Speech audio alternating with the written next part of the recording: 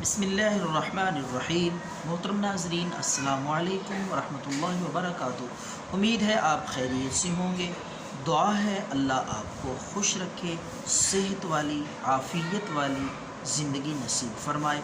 तो आपकी खिदमत में नुस्खे, वज़ाइफ, दम, घरेलू सादा से बेज़रर टोटके अपलोड करने का सिलसिला जारी है। उम्मीद है आप इस्तिफ़ादा कर रहे होंगे। हम आपके लिए छोटी छोटी और बहुत ही कीमती वीडियोज़ लाते हैं ताकि आपका ज़्यादा टाइम भी वेस्ट ना हो और फ़ायदा भी आपको ज़्यादा हो। तो हमारी कोशिश होती है कि नुस्खा भी वो हो जो बेज़रर हो, ना तो वो जिगर पे असर करे, ना वो गुर्दों को कोई तकलीफ़ पहुँचाए, किसी किस्म का उसका साइड इफ़ेक्ट ना हो। देसी सादा बेज़रर नुस्खे इसलिए आपकी खिदमत में पेश किए जाते हैं। आज का जो नुस्खा हम आपकी खिदमत में पेश कर रहे हैं वो है कड़ुल, यानी कमज़ोर लोगों को, बुज़ुर्ग लोगों को, बाज़ लोगों को जवानी में ही ये अलामत, ये बीमारी ज़ाहिर हो जाती है।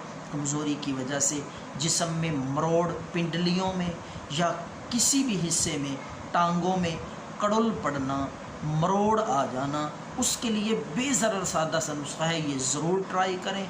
इंशाअल्लाह एक हफ़्ते इस्तेमाल करने से मुकम्मल तौर पर बाजुओं में कड़ुल पड़ते हों, टांगों में, पिंडलियों में, जिस हिस्से में भी कड़ुल पड़ते होंगे, इंशाअल्लाह ये मरोड़ और कड़ुल पड़ने की बीमारी मुकम्मल तौर पर अल्लाह के फ़ज़ल से ठीक हो जाएगी। तो आपने 2 कप पानी ले लेना, सादा पानी, ताज़ा पानी।